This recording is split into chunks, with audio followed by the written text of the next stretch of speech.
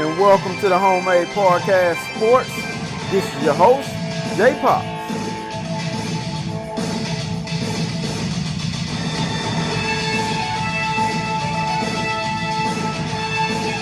And welcome back to the Homemade Podcast of Sports with your host, Jay Pops. Guys, today's date is October 3rd, 2021. We are just a couple of hours removed from the loss to Mississippi State. That was 26-22. I was at that game, and I just want to tell my dear Aggie friend, Jay Sims, I thank you once again for inviting me to come and watch the game with you, okay? That place was electric. Whether you guys believe it or not, man, I'm just talking about the guys that aren't Texas A&M fans, stuff like that, man. That place was really, really electric. When they needed the 12th man, the 12th man stepped up a whole lot. The problem is that, and this is here the post-game reaction. The problem is that Texas A&M just cannot find a way to win a football game right now. They just cannot find a way to win. I was listening to the post-game with Billy Lucci, man, on the way home, on the ride home from College Station last night. Him and David Nuno had a show together, man. They talked about some really interesting things. And one thing specifically Billy Lucci said that really got me, and that I said the same thing, is that these guys really have to take a look in the mirror at one another. And this is players and coaches together. And ask themselves, who do we really want to be? What are we playing for? Are we playing to win football games, or are we playing to just win maybe a couple of games that in our minds matter and continue to go along? So then after, man, which is on today, I was scrolling down my Twitter, and shout out to Leon O'Neal and his family, by the way. Leon has improved so much to me, man, from where he was as a freshman. He got on Twitter and he made this post here. Y'all can bash these coaches all you want to, man, but us as players bought into this culture, and at some point, us players have to really, really understand what the culture is. And basically, man, we got to man up to the challenge. All right. That 9-1 season was last season. I'm sorry, that was last season. That's totally gone out the picture now. This is this season, which is a full season. You have a full stadium, full crowd, everything. I'm talking about, man, we completely had the advantage in this game. It's nothing nobody can tell me about, oh, we didn't have this, we didn't have that. Now, the problem is that what I did not know is that it was going to be that many people out on injury. It was a lot of people out on injury on defense alone. Did not know it was going to be that many players out. So a player that was out, that had been out all season but came back during the Arkansas game, was Miles Jones. I have no clue why Miles Jones was out again. And I'm hoping it's not because of the simple fact of that he looked at that Arkansas game himself and said, well, man, I just don't think I'm ready. But Brian George was out. It was a whole lot of people out. But at the end of the day, this very young defensive backfields, although they let Will Rogers throw for 408 yards, 3 touchdowns, they still only gave up 24 points. Now, to some people, that may seem like a lot, but they still only gave up 24 points. 24. Literally 24 points. And Will Rogers, and this is Will Rogers' completion percentage. That guy was 46 out of 59. Let me make sure that I'm quoting that right. That guy, 46 out of 59. 3 touchdowns, 480 yards. And he only gave up 24 points. So the problem and the issue that I'm having, and once again, this is the post-game reaction, please, man, by all means, leave your comments at the bottom. You guys tell me what you think. So the problem that I'm having, and this is me just seeing this in person, This is me seeing a loss in person for the first time ever. Yes, this is for the first time ever, people. I've seen a loss at home. And I'm talking about, man, the crowd was so into it, man. The 12th man was there. We give these players and coaches so much support. And this is not just in football. This is in all sports. But football is the one that holds the most fans. You know, that's the one that has the most fans to attend. So, of course, we're going to give them more support than anything. When Zach made that touchdown, scrambling, that place erupted so loud to where I know the people down the street in College Station from the stadium could hear everything in those neighborhoods. When Zach got sacked in that end zone for safety, oh my God. The look on every fan's face in that stadium, and especially where I was sitting at when Zach got sacked for that safety, man, we all looked at each other as fans and was like, did that just happen? And me, for one, I said, I've never ever seen that before. I have never ever seen that before, period, in my life. Watching it on TV, anything, of when we actually could have won the football game on a field goal. I can tell you right now, Sid Small was going to make that field goal. That's no ifs, ands, or buts about it. And Texas A&M was going to walk away with their 4th win and the first win in SEC play. That's how critical that was. I'm going to be honest with you. I have no clue what Zach was trying to do right there. From the looks of it in person, of what we were looking at, he was scrambling around. I don't know who he was trying to find. I'm not sure there, but when he threw the ball away in a desperation attempt mode. And when he threw the ball away, in my mind and in other fans' minds, we had already knew it was safe. Okay? They just had to go back and replay it and to show that it was. Look, man, I knew it when he tried to flick it off his hand that it was a safe. At that point, that let me know this simple thing right here. I love these guys to death. And it's making it really, really hard for me to say this. I just don't believe Zach knew what stage he was actually going to be playing on this year as a backup quarterback or as a starter.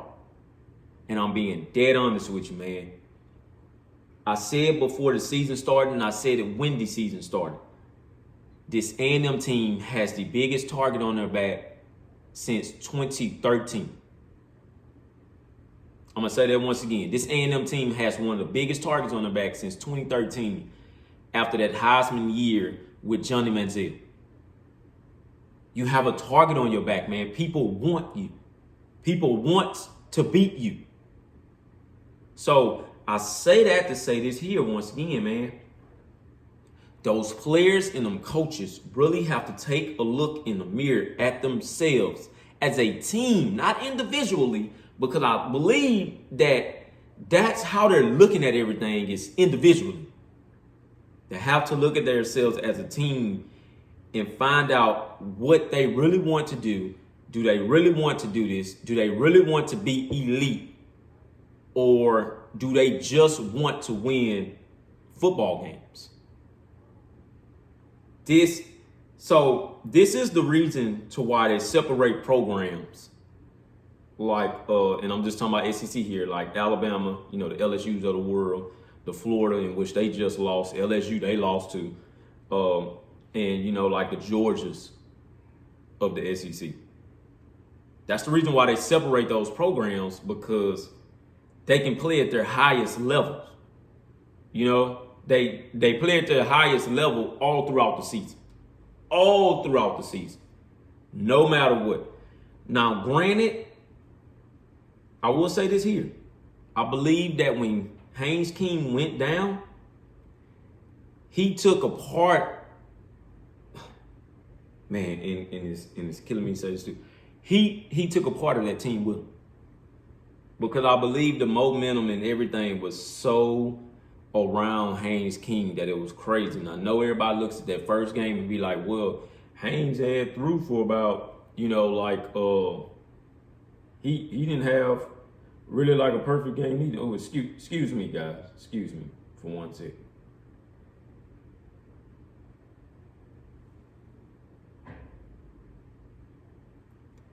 But I know a lot of guys like to say that as well, but I can guarantee you, and this is no discredit to Arkansas right here. And with that there too, man, I'd already knew that Arkansas was going to lose to Georgia. That was just no ifs. Now, did I know that they was going to lose that bad? No. But this is the thing here, man. Like I say, no discredit to Arkansas or nothing like that. But I believe that we would have been undefeated right now with Haynes King going into next week. That's just me and my opinion. But we would have been undefeated. I honestly believe that. So I'm also looking at the press conference. I looked at the press conference with Jimbo Fisher. And this is what I seen on Jimbo Fisher's face. He looked so confused to where I've not seen Jimbo Fisher look like that probably since his first year of when he started, man. I've honestly not seen Jimbo look like this in a very long time. I believe he's very, very confused because he has pulled out everything he could, everything he can to help Zach, man. And don't get me wrong, this is not all on Zach, but when we needed a game-winning drive, it started. First off, man, we're losing these games closely. That's what's so frustrating. But it's starting to look like Zach is losing the game on his own. Like, literally. I don't know if that makes sense to you guys or not, but Zach is honestly losing the game on his own. Like, it goes back to the Arkansas game where he threw the ball hit the guy's helmet, boom, tilt, interception.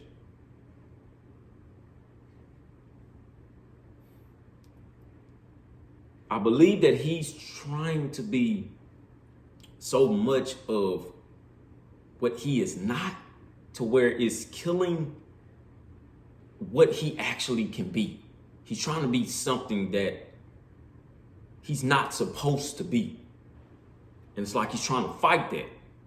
You know what I mean? Like, if you're a game manager, then be a game manager. That's it. Just be a legit game manager, man. Manage the game. I have not said this, but I need to go ahead and make this known. What's killing us this year for sure is turnovers. It's turnovers. We have too many of those this year. I'm surprised we're not, if I'm not mistaken, man, we are in a negative spot with turnovers. We're making turnovers, but we're not gaining turnovers. It's no turnovers game. We're not consistently doing it. So that's one area that this defense really has to step up in which the defense also has to ask themselves, and I still think this defense is legit, but the defense can only do so much. But they really have to ask themselves, okay, well, hey, do we really want to be elite, or do we just want to be really good? Because it's a difference between elite and really good. Really good is just really good. Elite is like a god dog. Like, wow. You know what I mean? So they really have to ask themselves that. They really, really do. So the stats for Zach was 12 out of 20, 135 yards, 1 touchdown, 1 interception.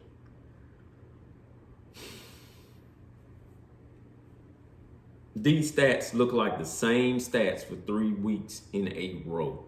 And that's what is tripping me out. These are the same stats 3 weeks in a row. So the stat against Colorado was about 151 yards, 1 touchdown, and I believe 1 fumble. The stats for New Mexico, I think it was maybe about like 250, I want to say, or something like that. 2 touchdowns. I think like 0 interceptions, something like that. Stats against Arkansas was 151 yards, 0 touchdowns, 1 interception. Stats for this game, 12 out of 20, 135 yards, 1 touchdown, 1 interception. If we can hit the 250 mark, then man, these games would have been won by now. But it's like he's pressuring himself to hit the 200 mark to where he's dumbering down in the 135 mark. Now, granted, we have got out of the 10. We have finally got out of the 10-point hold against Power 5 teams. We got out of the 10-point hold. So what's crazy is that the offense actually looked better yesterday. It was moving up tempo, but it's like when we take 2 steps forward, we're taking 3 steps backwards. Just say nope, no, hold on, nope. And they were actually running the football, man. Isaiah Spiller had 16 carries, 100 yards, 0 touchdowns. Devin A-Chain, 8 carries, 69 yards, 0 touchdowns. This team has to eventually start running the football more heavier, just like they were doing last year. They have to. They have no choice. This team by far is a good running team. I know we have the wide receivers. Good God Almighty, we got the wide receivers. But, man, look at these stats. Jalen Preston, 2 for 49.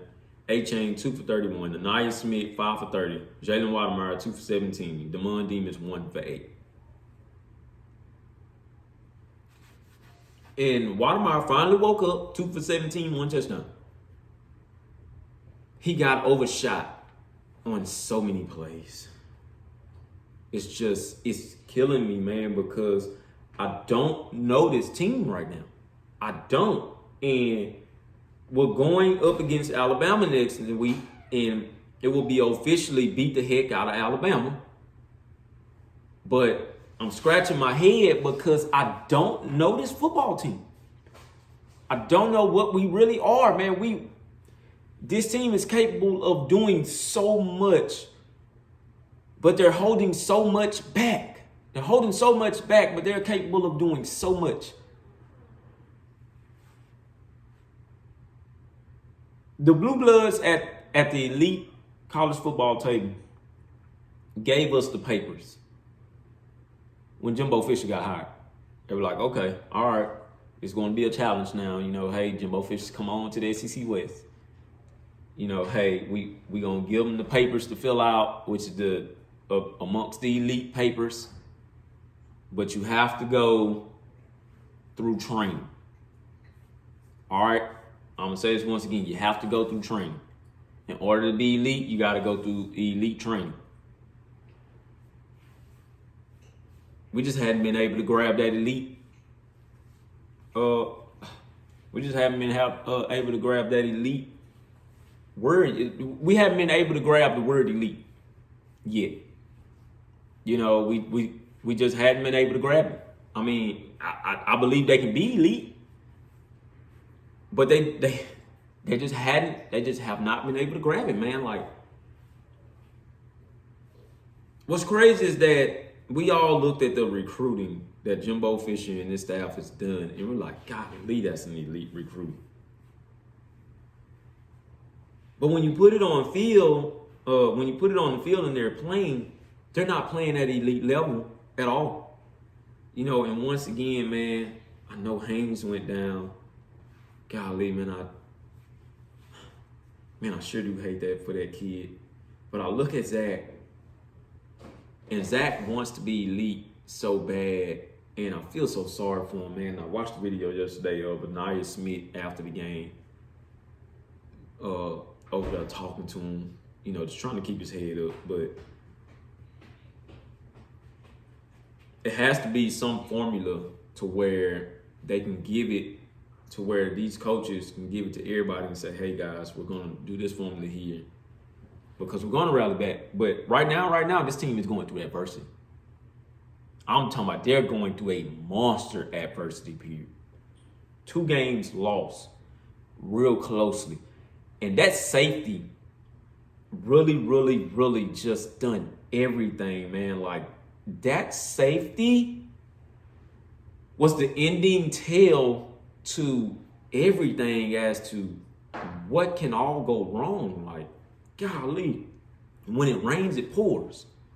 So like I say, man, the rushing attack was so good to where we're questioning.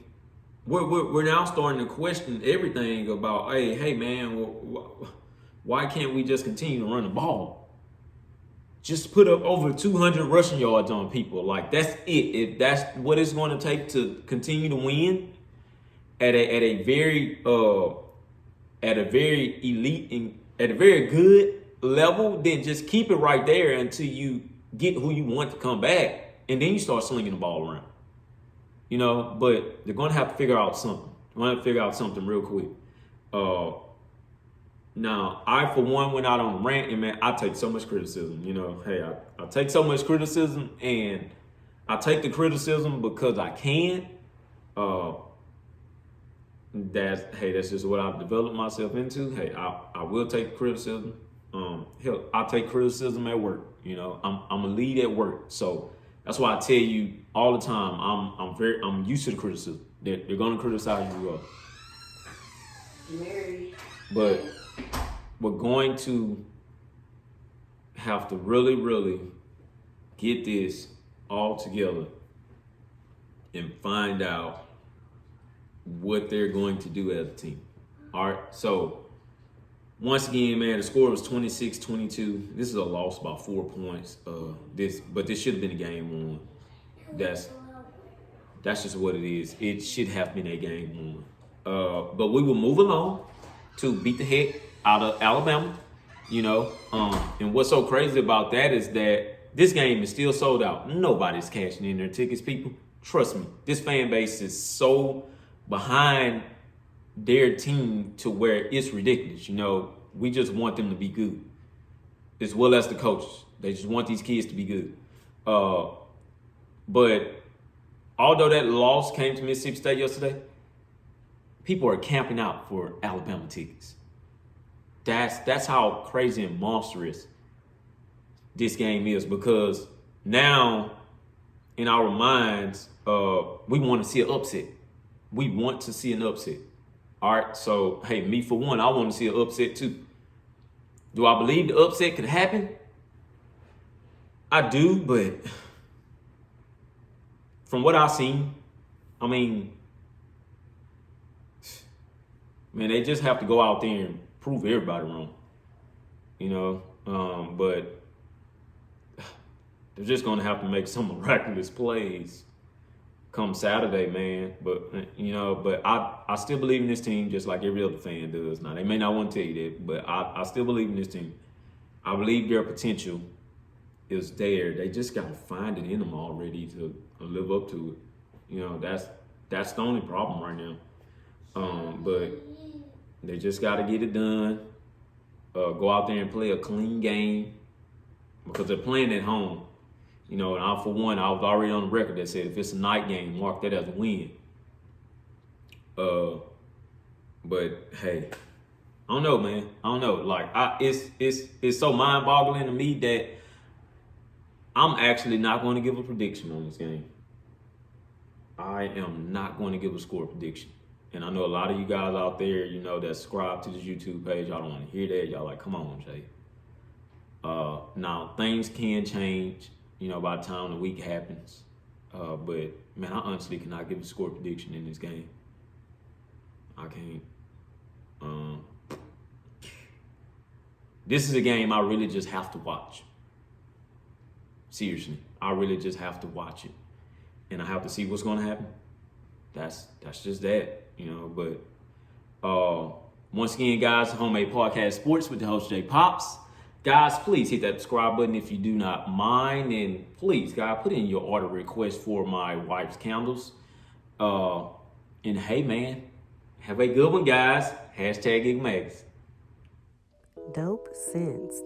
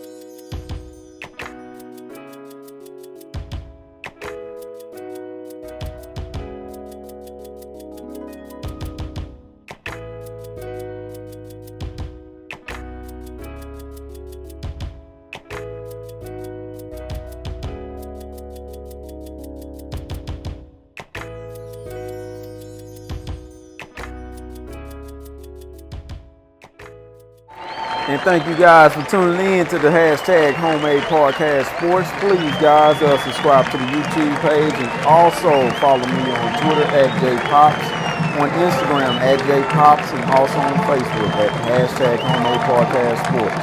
Thank you guys once again. #IgMags.